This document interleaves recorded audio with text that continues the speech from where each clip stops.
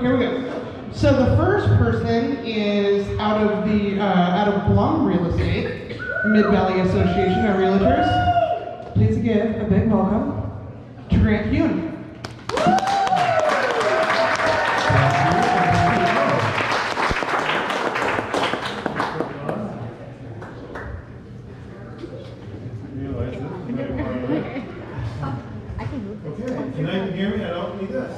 I do need this. Okay, that's fine.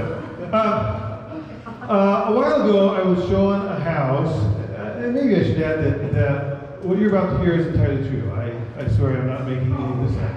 But I was showing a house to an investor contractor client of mine, and the house was a fixer.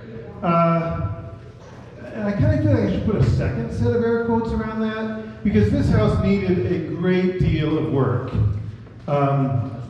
And I see some of you thinking, but after we had seen the house, my client and I were standing in the driveway.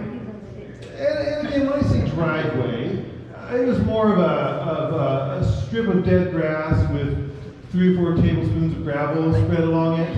And my client had his 10-year-old son there.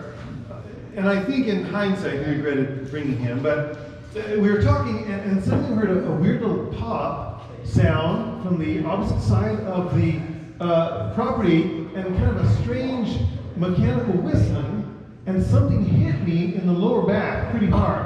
I was going, oh, I think I just got stung. And my client said, I think you just got shot. I said, what? No, you don't get shot, showing houses.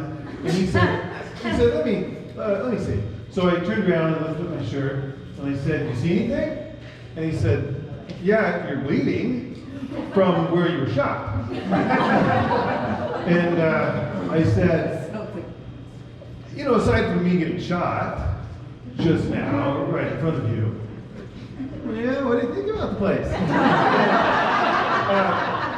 My client and his son got in their car and they left pretty quickly. And I went around to the adjacent street and started going, I wanted to find the person that did this and see if I could maybe encourage them to not do that, whatever. And I was going door to door down the street where I assumed it came from, and I could hear people inside, hear TV on, at all the different houses. No one was coming to the door. And I glanced across the street and saw a house where the front door was open and there was a baby gate in the front door. And I thought, babies, they're so cute and squishy. I want to go talk to that lovely family and see if they can give some answers. So I went up to that house and knocked on the door jamb. And a pretty large Rottweiler-style dog came walking in from stage left, just completely silently with just locked eye contact. And have any of you seen the Harry Potter movies? In one of those movies, there's a fairly good-sized dog with 3 heads.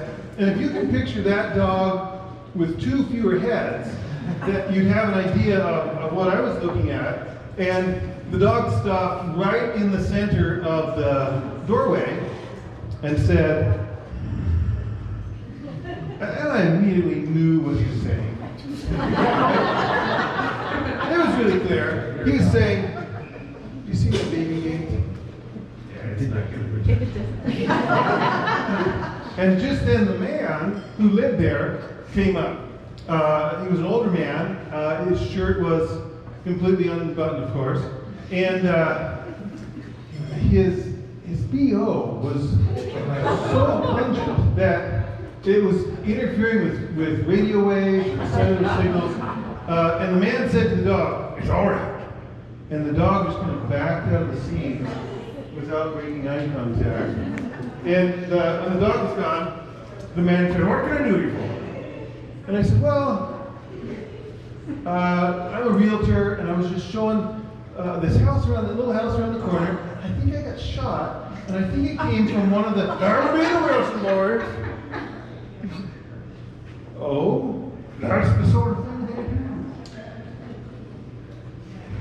they shoot people?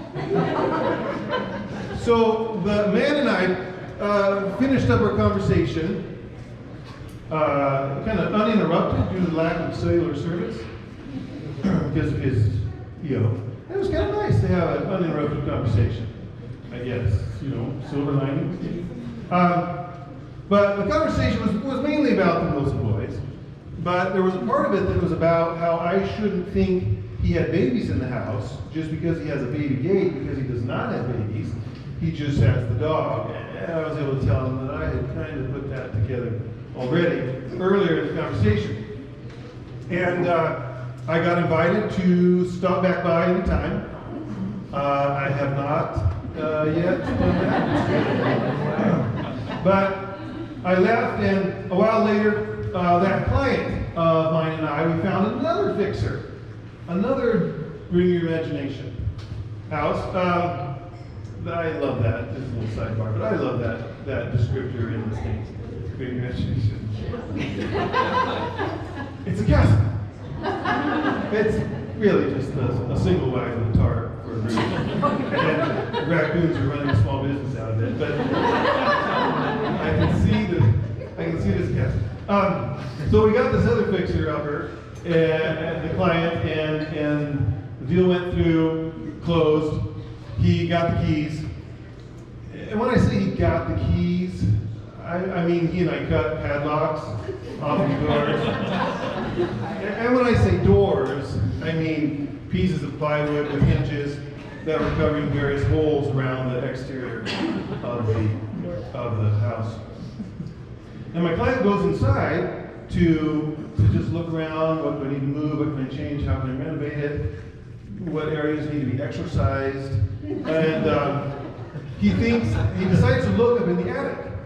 And so he pushes up the little attic access door, and a box falls out, and a bunch of somewhat heavy things just come raining down on his head. And after his vision clears, he glances down at the floor.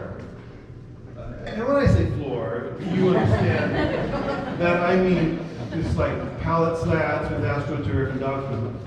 And so there on the floor is the box, and then a fairly large number of female pleasure products. And so my client decides to go straight home and shower. And I think it's one of the few times where the instructions on the shampoo bottle were actually followed. Lather, rinse, repeat that step. And then my client, he bought another house after that one, and he used a different realtor. And I am not making any of this up. And I felt bad for him.